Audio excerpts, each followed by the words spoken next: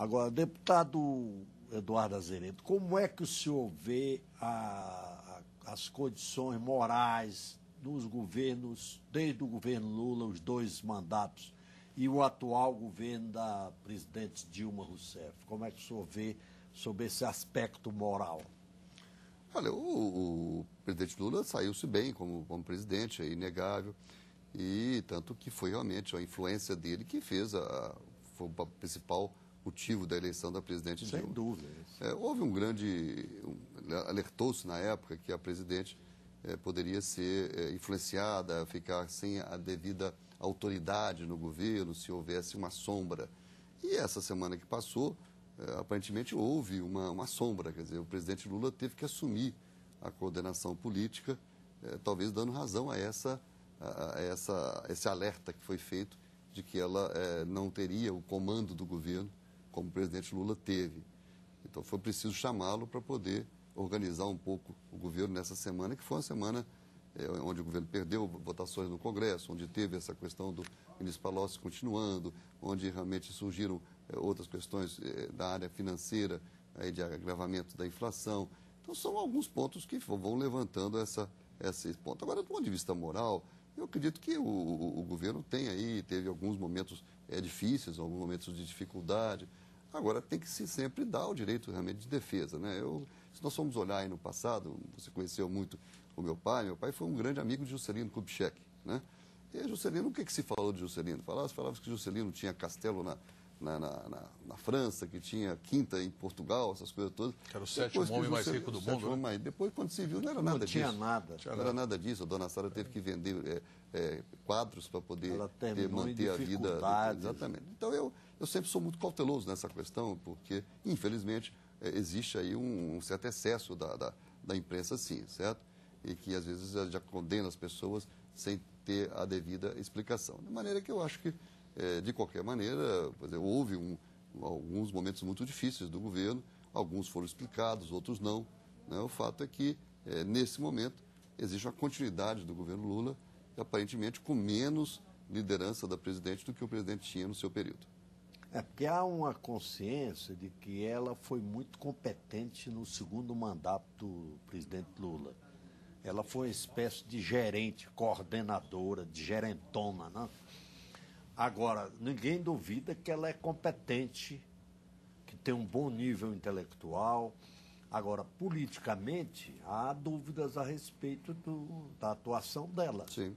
Eu acho que são dúvidas absolutamente infundadas. Eu conheci muito bem a Dilma, a presidenta Dilma, como ministra. Nós fomos companheiros de ministério durante 2 anos e meio. E depois, quando eu assumi a presidência do PT, obviamente, como presidente do partido principal do governo, eu despachava com ela quase que semanalmente. E ela sempre demonstrou uma capacidade de análise política muito forte e uma capacidade também de dialogar politicamente com prefeitos, governadores. Ela tem sensibilidade política. Parlamentares, mais de uma vez antevendo situações, digamos, tensas aqui na Câmara e no Senado. Eu sugeri que ela recebesse deputados e senadores para dialogar sobre questões importantes de governo e ela sempre fez isso, de certa forma, ajudando tanto os ministros que passaram pela Secretaria de Relações Institucionais, como o próprio presidente Lula e o Gilberto Carvalho, que na época, como chefe de gabinete, também desempenhava um papel político. Então, eu acho que, na verdade, se criou um mito.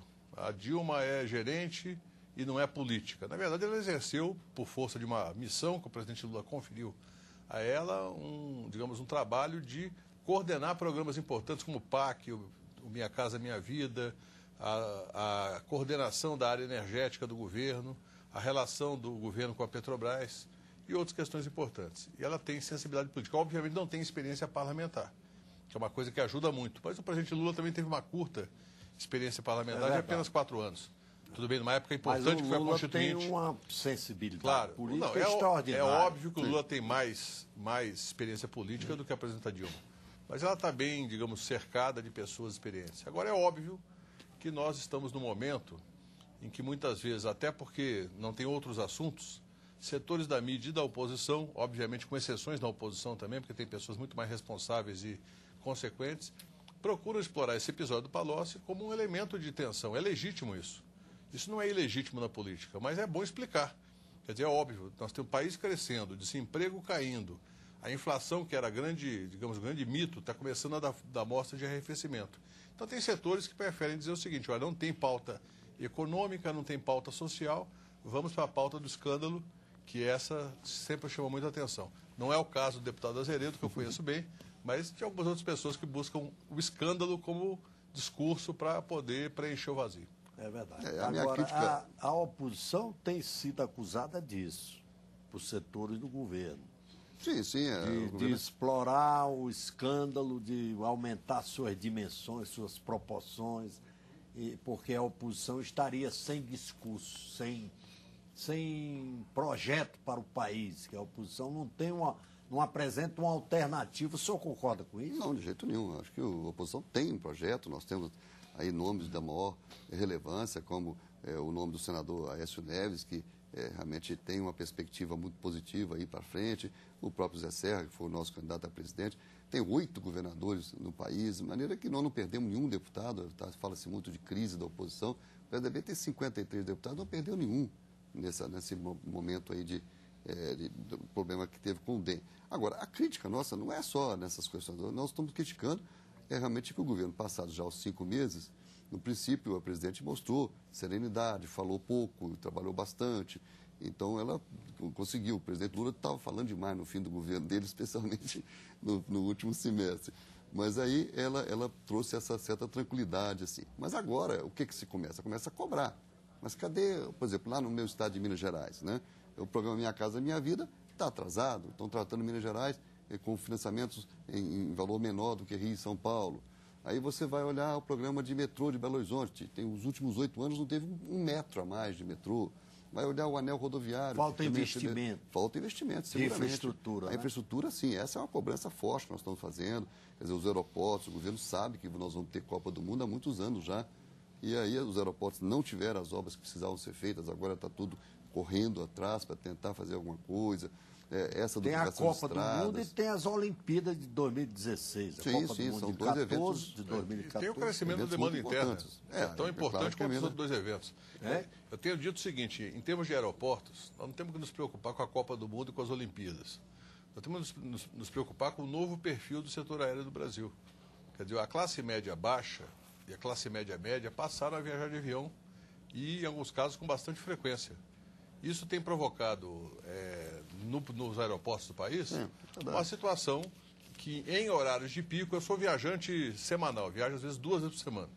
Então, tem os horários que eu viajo, que eu escolho cuidadosamente, são horários que o aeroporto está deserto. Congonhas está deserto, Cumbica está com pouco tráfego.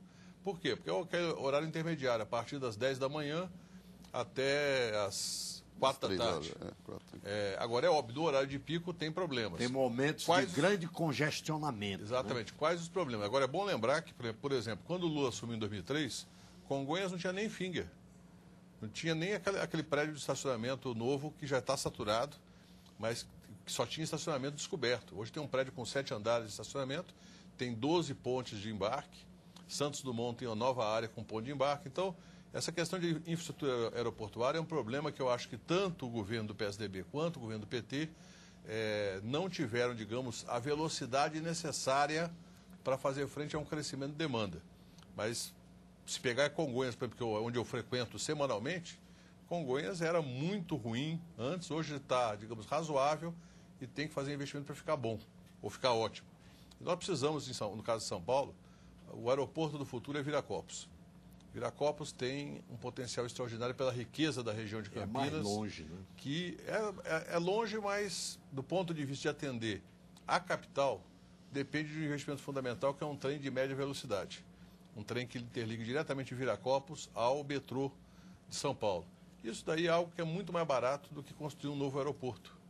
Construir um novo aeroporto de São Paulo tem um custo extraordinário. O 3º terminal de Cumbica, ampliações de Congonhas e a reforma de Viracopos para criar um novo terminal, a Azul, a companhia aérea que entrou lá em Viracopos, está crescendo fortemente e a TAM e a Gol tem a opção de concentrar em Congonhas. Então é preciso ter investimentos nos 3 aeroportos para viabilizar. E no caso do Rio, modernizar o Galeão. A presidenta Dilma anunciou um programa de concessão da operação de terminais e construção de novos terminais, que eu creio que vai ajudar a ter não apenas os investimentos necessários para 2014 e 2016, mas fundamentalmente para fazer frente a algo que é fundamental para o Brasil, que é o crescimento do tráfego aéreo de brasileiros dentro do Brasil e para fora do Brasil. A TV Câmara ouve os deputados Eduardo Azeredo, do PSDB de Minas Gerais, e Ricardo Vezoim, do PT de São Paulo, sobre a conjuntura política e também sobre assim, aspectos da infraestrutura do país. Deputado Eduardo